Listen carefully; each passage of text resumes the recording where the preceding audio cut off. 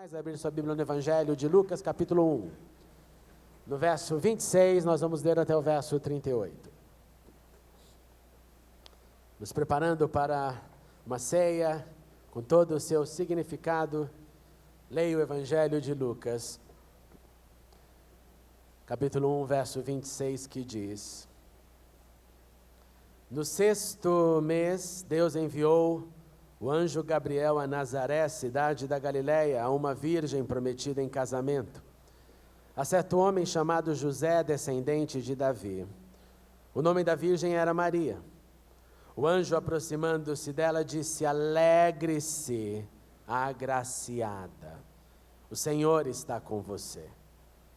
Maria ficou perturbada com essas palavras, pensando no que poderia significar esta saudação, mas o anjo lhe disse: Não tenha medo, Maria, você foi agraciada por Deus. Você ficará grávida e dará à luz um filho, ele porá o nome de Jesus.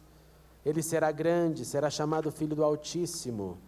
O Senhor Deus lhe dará o trono de seu pai Davi, e ele reinará para sempre sobre o povo de Jacó.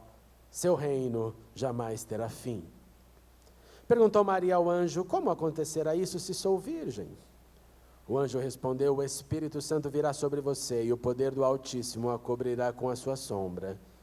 Assim aquele que há de nascer será chamado Santo, Filho de Deus. Também Isabel, sua parenta, terá um filho na velhice. Aquela que diziam ser estéril já está em seu 6º mês de gestação, pois nada é impossível para Deus. Respondeu Maria: Sou serva do Senhor, que aconteça comigo, conforme a tua palavra. Então o anjo a deixou. Oremos uma vez mais. Obrigado, Senhor, por essa celebração tão maravilhosa. Continue conosco, com a sua doce presença, e agora abre os nossos corações para ouvirmos a tua voz, através da palavra que será falada. E que o Senhor possa, uma vez mais, edificar os nossos corações e continuar nos abençoando nesta estação de advento.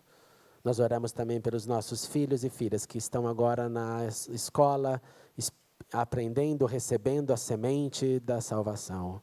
Sejam com os professores e também que eles sejam iluminados nesta manhã, em nome de Jesus. Amém e amém. Podemos assentar. O tema que eu dei para esta mensagem neste 2º culto do Advento é a alegria. As boas novas da fé, como a própria palavra nos diz, são novas e são boas. Essas boas novidades, elas revelam a saída, um caminho, uma rota para o homem que estava encurralado ou que vive encurralado num ciclo vicioso de desobediência e de condenação. E quando nós somos encontrados pelas boas novas, que são boas e que são novas, vários sentimentos brotam na nossa alma. Entre eles nós temos o sentimento que recebe um poder, uma força, uma expansão, que é a esperança. Esperança que serve como antídoto contra todo o veneno do pessimismo, porque o pessimismo tem um poder de envenenar almas, de envenenar corações, de minar aquilo que eu esperava, de modo que o desejo que eu tinha, ele, uma vez minado, pode ser destruído e a minha esperança pode acabar. A esperança vem como resultado das boas novas, a esperança vem como consequência desse sentimento que nasce em mim, que me faz cada vez mais entender o meu significado, a minha vida, tendo sido tocado por aquele que nasceu lá em Belém. Essas boas novas também geram a fé. Fé que expande minha visão, fé que me faz enxergar além do que eu enxergo. Fé que não é racional. Porque a fé às vezes me faz crer naquilo que eu não teria chances, nem condições nenhuma de explicar por que acredito. Eu e você carregamos e temos áreas em nossas vidas que tudo que nós podemos dizer é: nós cremos em Deus, mas nós não temos nenhuma pista de como Deus irá solucionar, mas nós cremos em Deus. Então a fé é expandida, e a fé expandida gera uma visão maior, e gerando uma visão maior, eu enxergo com outros olhos, e isso vem também depois que Cristo entra no meu e no seu coração, e expande a nossa fé. Fé que eu costumo dizer que eu nunca tenho coragem de dizer quão grande é a minha fé, porque Jesus disse que uma fé grande é uma fé do tamanho de um grão de mostarda. Então eu prefiro dizer somente que quero ter fé. Fé que acredita, fé que crê. Na medida que Deus concede, na medida que as experiências me e nos ensinam. Essas boas novas também geram dor. Sim, geram dor. Dor que eu adquiro porque, assim como recebi as boas novas, eu percebo que há muitos e muitos, um número enorme de pessoas que não só não ouviram sobre as boas novas, mas de gente que rejeita as boas novas, e com isso vem a minha dor e a sua dor. Dor de perceber que há um caminho e é o caminho e não um. Dor em perceber que eu não posso fazer você aceitar o que eu recebi. Eu divido com você a minha fé, nós dividimos o que temos, mas cabe a cada ser dizer eu quero ou não. Então, como sentimento das boas novas, eu carrego dentro de mim e você carrega dor. Dor que sim tem esperança nela, dor sim que tem a fé, mas em muitos casos é dor por dor vezes dor. Porque o livre-arbítrio permite que muitos digam eu não quero. Essas boas novas geram também amor. Amor para com Deus, amor para com o meu próximo, amor que cresce. Amor que é gerado, amor que nasce um dia e esse amor vai se desenvolvendo. E é tão gostoso ver o amor crescer. Eu confesso para vocês, meus amados irmãos, que a cada dia, a cada semana, a cada culto, o meu amor por essa igreja tem crescido de uma maneira tão maravilhosa, e eu louvo a Deus por isso, porque é amor que vem de Deus. E esse amor não tem fim, esse amor ele vai crescendo, esse amor vai nos unindo, esse amor vai deixando claro que somos irmãos, que temos projetos juntos de proclamação das boas novas que recebemos. Sim, as boas novas geram muito amor. Ela também gera alegria. E alegria, como disse, deve ser um dos temas muito fortes e presentes no advento. Alegria que não é só resultado do advento, mas como disse o salmista, tu me alegras, Senhor, com os teus feitos. As obras das tuas mãos levam-me a cantar de alegria. Alegria que reflete o estado da alma. Alegria que não é somente o reflexo de um momento, da estação natalina, por exemplo, mas alegria que é vivida quando lá no meu interior eu entendo que eu vivo neste mix de sentimentos e que às vezes sim eu tenho motivos para sorrir, sem se esquecer que às vezes eu passo por lutas.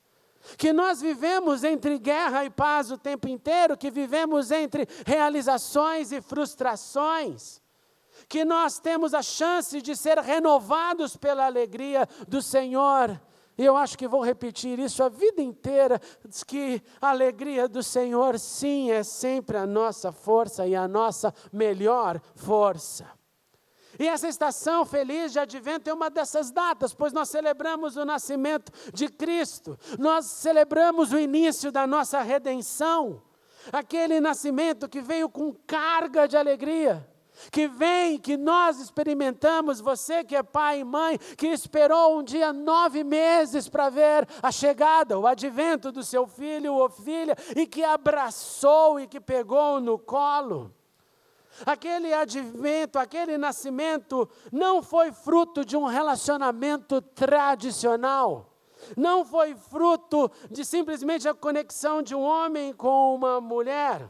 E aquele advento veio, naquele momento, como um encorajamento, como uma novidade, como algo que o homem não conhecia ainda. O que não conhecia ainda era como o sagrado podia tocar o humano, e da consequência do sagrado e humano vem o nascimento de uma criança. E diante desse tema difícil, a sugestão era: alegre-se, pois a alegria fortalece, pois a alegria equilibra, pois a alegria nutre a esperança. Enquanto que o contrário disso, a tristeza é o resultado das preocupações, elas minam as emoções, elas minam os sentimentos, elas minam a nossa rotina, ela pode minar a minha vida. Mas como eu disse, aquela novidade não convencional, ela tinha tudo para ser somente uma experiência de tristeza. Ao ouvir o anjo Gabriel, ao ouvir esta afirmação de alegria, veio também a preocupação. No 6º mês, Gabriel lá está, Nazaré, cidade da Galileia, de frente para a virgem prometida em casamento a um certo homem chamado José. E Lucas repete, e o nome da virgem era Maria. Qual era o status, irmãos e irmãs, de uma virgem prometida em casamento? Para você entender o drama do pedido de alegria. Naquele tempo, segundo a tradição judaica, o casamento era contraído por somente 3 caminhos. Ou a mulher era comprada para o casamento, ou a mulher era casada pelo estabelecimento de um contrato, ou a mulher era casada pela relação sexual.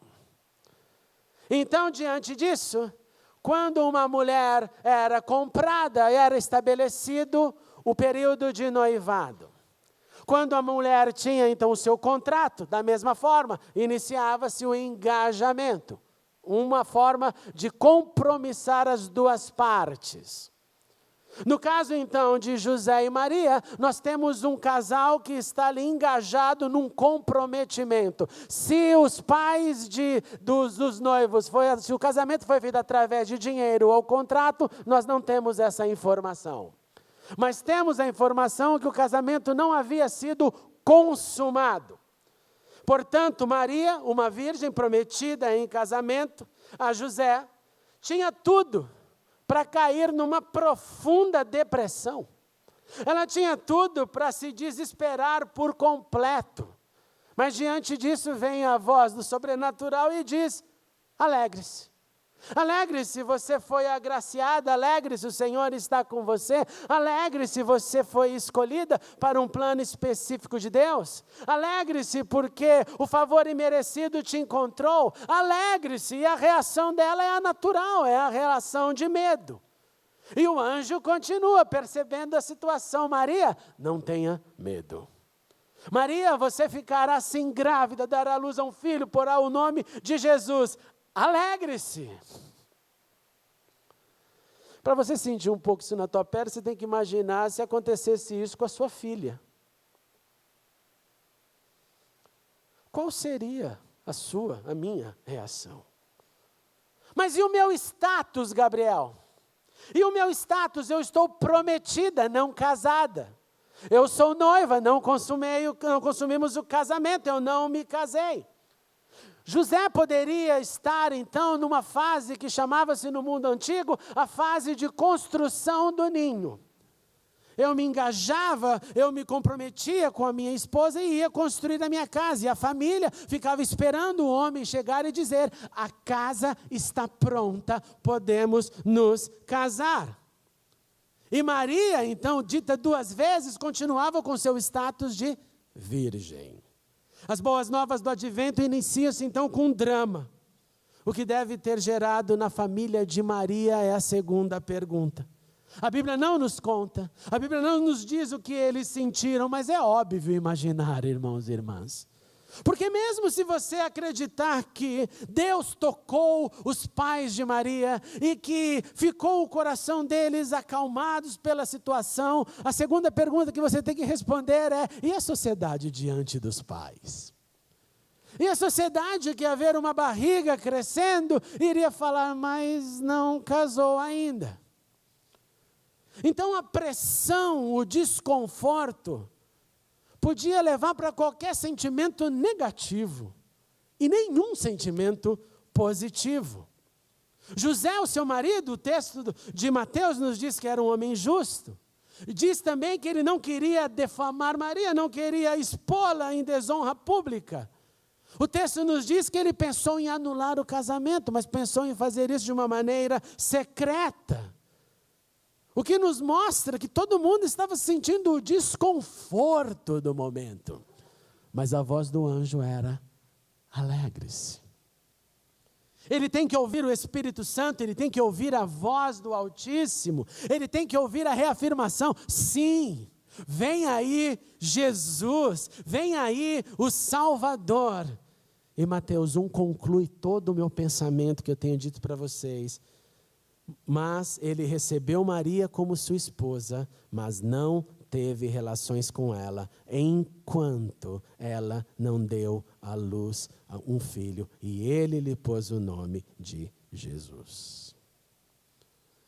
Então, desconforto é o cenário, incerto é o cenário, incompreensão é o cenário, enquanto os céus olham e diz: alegre-se, pois nada é impossível para Deus. E Maria, se você precisa de mais um estímulo, já que dizer nada é impossível para Deus, pense lá na sua parenta Isabel, ela também está grávida.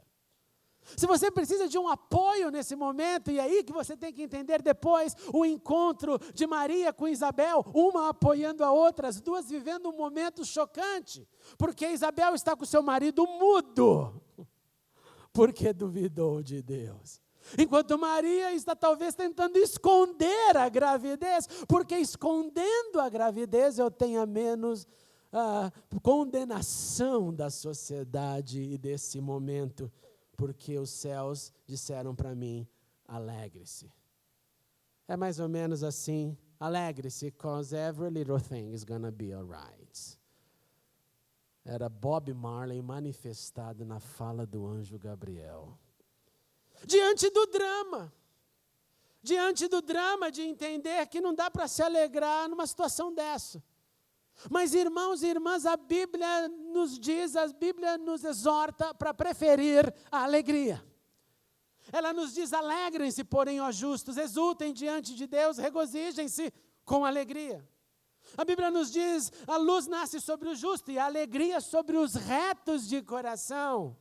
A Bíblia nos diz: por isso o meu coração se alegra, no íntimo eu exulto, mesmo o meu corpo repousará tranquilo, ainda que eu viva as aflições.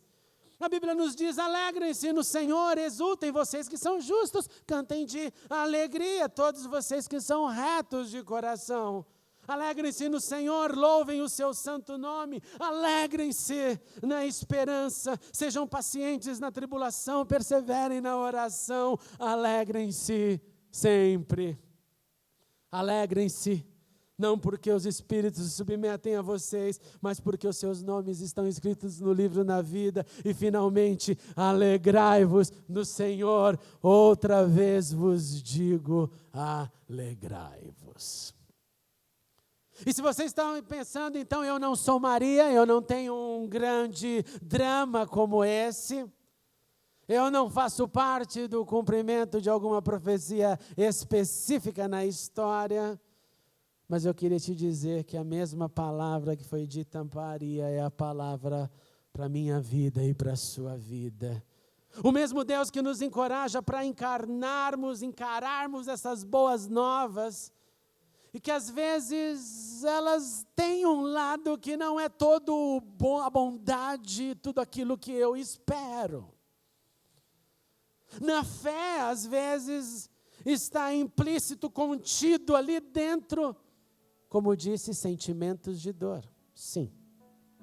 Às vezes enfrento desconfortos, às vezes enfrento dores, às vezes enfrento o que eu não entendo, que não se compara com a gravidez de Maria, mas que dói tanto em mim, quanto dói em você. E eu vejo do alto céus nesse advento uma voz dizendo: alegre-se, alegre-se. Ele nos prometeu ir na nossa frente, Ele nos prometeu estar conosco, Ele nos prometeu nunca nos deixar e nunca nos abandonar. O mesmo que nos disse: não tenha medo e não desanime. Alegrai-vos sempre no Senhor. Outra vez vos digo, alegrai-vos no advento ou em todos os momentos que você e eu vivermos. Vamos nos colocar de pé.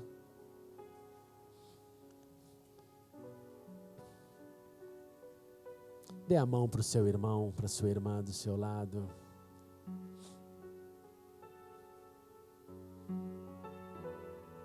Vamos simplesmente fazer uma oração de gratidão a Deus nessa hora. Um Deus que nos encorajou a tratar os medos com alegria. Um Deus que nos ensina desde o início do seu nascimento na terra. Alegre-se, regozije, ao invés de permitir os dramas, o incerto, as depressões te pegar. Alegre-se. Obrigado, Senhor, pela Tua palavra. Obrigado porque o nascimento de Jesus traz nele esta exortação de tanta esperança, este encorajamento para nos alegrarmos. E nós sim nos alegramos pela celebração do Natal, nós sabemos o sentido dele, nós nos alegramos porque um dia recebemos a Cristo, mas nós queremos nos alegrar também nos momentos de tristeza. Momentos esses que também nunca irão sumir de nossas vidas, Senhor. Por isso eu te suplico que o Senhor ajude-nos a crescer na alegria, mesmo diante das batalhas, do incerto, do inesperado.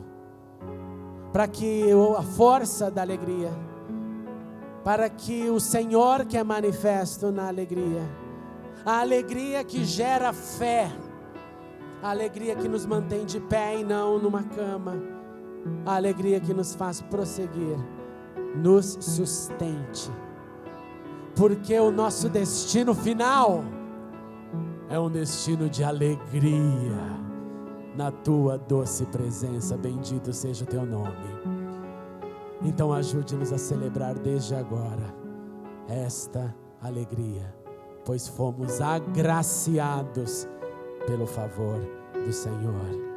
Que assim seja, hoje, neste advento e para sempre, em nome de Jesus. Amém. Antes de se sentar, dê um abraço no seu irmão e disse: alegre-se. E os diáconos desçam para prepararmos a ceia do Senhor.